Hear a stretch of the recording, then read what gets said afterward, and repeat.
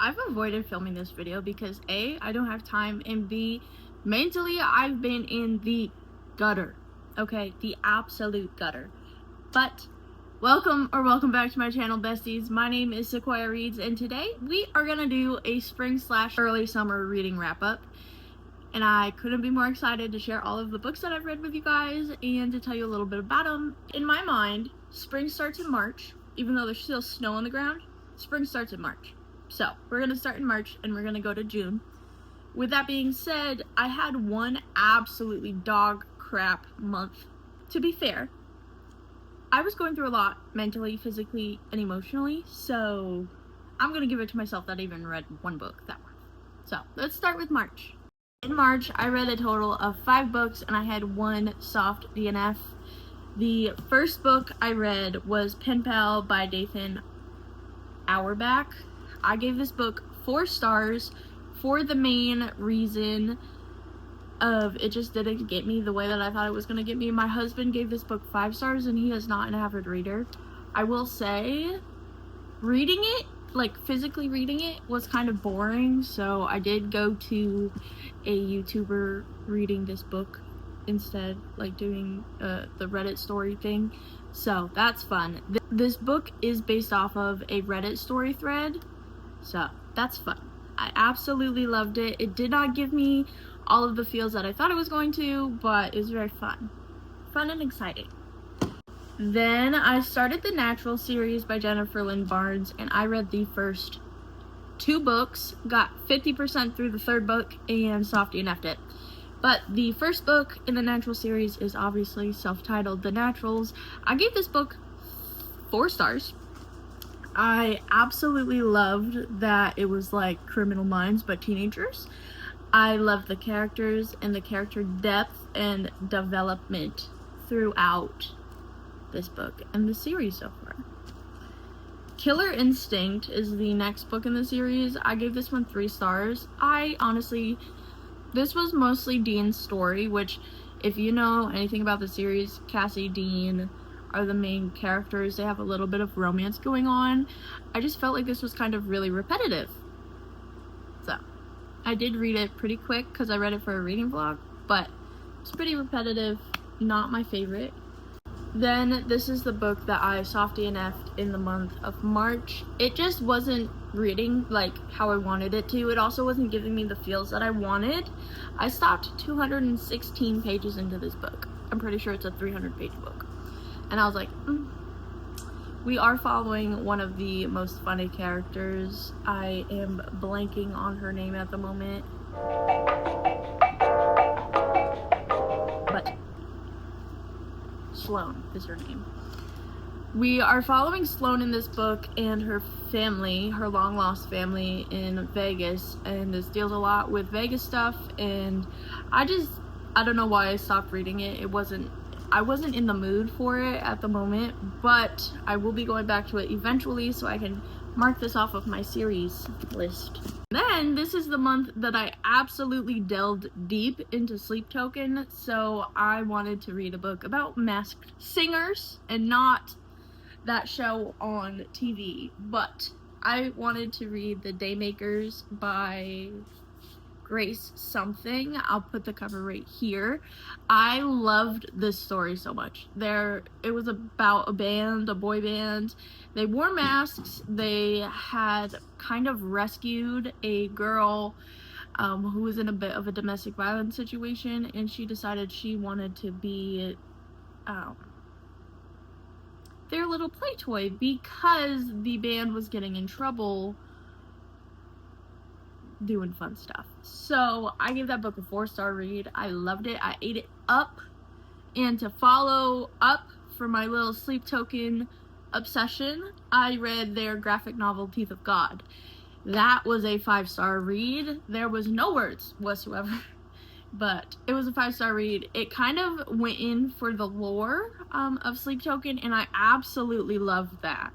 I am a lore and storytime girly through and through, and for that book, it just kind of opened my eyes a little bit to their lore and their weirdness. In April, I read 5 books.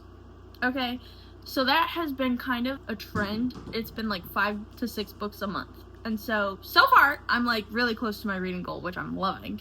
First book I read in April was Scythe and Sparrow by Bryn Weaver. In that book, we are following Fionn, I think is how you say his name, and Rose. And this was a friends to lovers book, and I loved it so much. I love Bryn Weaver's writing and all of the comedy that is in her books.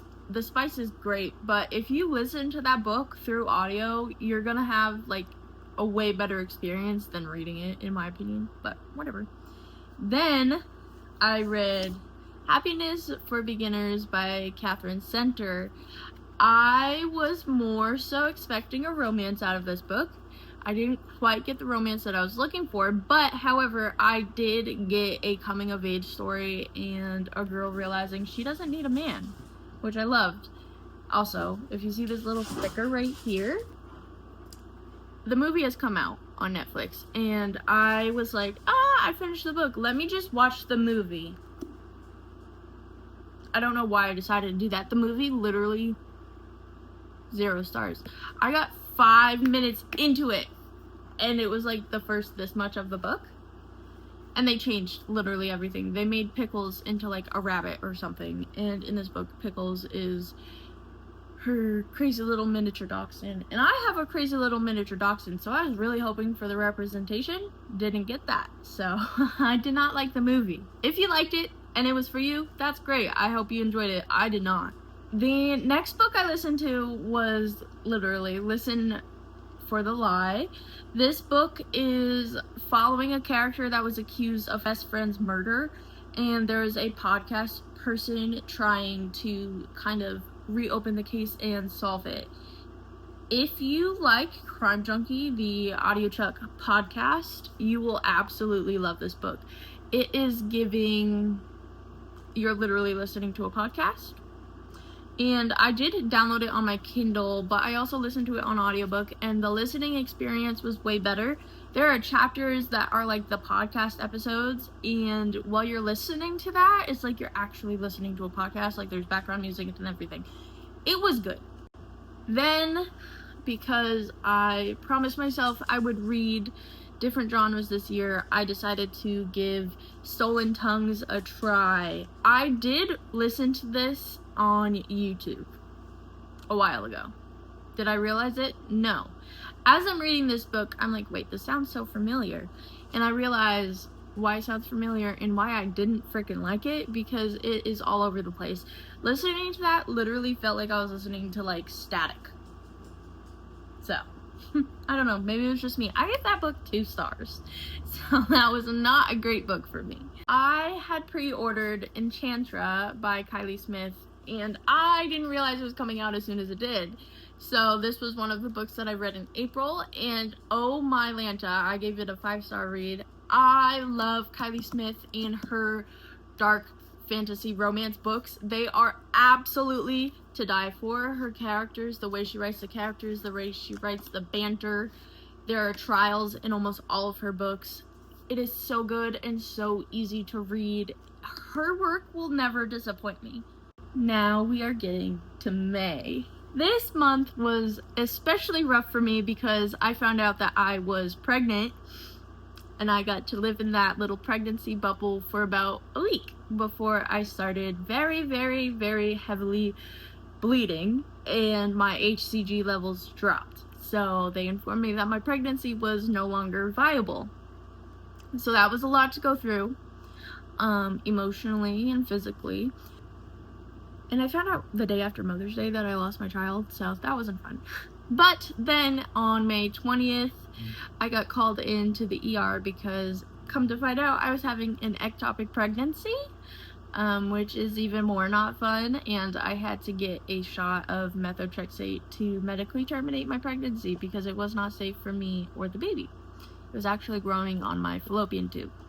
So because of that and everything that I went through that month, I only read 1 book, and that was Silver Elite by Danny Francis, and I gave that book a 5-star read. That was a perfect escape from the reality that I was going through. I loved the romance and the fantasy aspect not even fantasy, it was more so dystopian. I kind of went into it blind, besides the fact people said it was kind of like Divergent, and I definitely see where it was kind of like Divergent, like almost to the point where there was different sections that people belonged to. So I love that book, and I cannot wait for the second one to come out.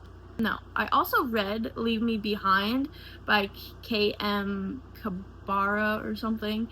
I don't remember when I read it, but that book was so freaking good. That was a 5-star read. I have never read a military romance before, so I did not know what I was expecting, but I sure as shit was not expecting the book that I opened. It was very dark. It was definitely a bit of a bully romance, and I hope there's another book that comes out to kind of follow that, because that was amazing. We are now in June, literally, and in my book notes. Okay, the first book I read this month was Psychotic Obsession by Lee Rivers. I read that with Danielle. She's one of my book besties. This is Danielle. That book was very bizarre to me. I don't know what I was expecting. I also did not know it was a part of a series, but I was not expecting the first 40% or 50% to be literally dragging my feet, and then the last 40-50% was like I was hanging on to my seat, because I did not know what I was in for. I did not know the crazy psychotic ride that I was about to go on. But because of the way that the first half of the book made me feel, I did give it a 3.75 stars. Heavy towards the 4, but still in that little gray space. It has potential. I think if I continue that series, I'm going to read it in the correct order. And I read The Serpent and the Wings of Night. I have been in a very fantasy mood lately because, you know, it's an escape from my reality. I loved this book. I loved the vampires. I loved Rain. I loved freaking Aurea. I loved it all. I loved Misha. Misha was one of my favorite freaking characters, and I'm kind of sad that she kind of, but that's okay. She didn't die, so. I did miss out on the hype of this book, so if you want to come back and hype it up with me, let's do that, because it was phenomenal. Then I read Where Did You Go by Janine O'Reilly, because the 4th book in the series, Can You Take It, came out, and I was not caught up. So I read this book. Once again, all of her books have been a 5-star read for me. The banter in this book was amazing.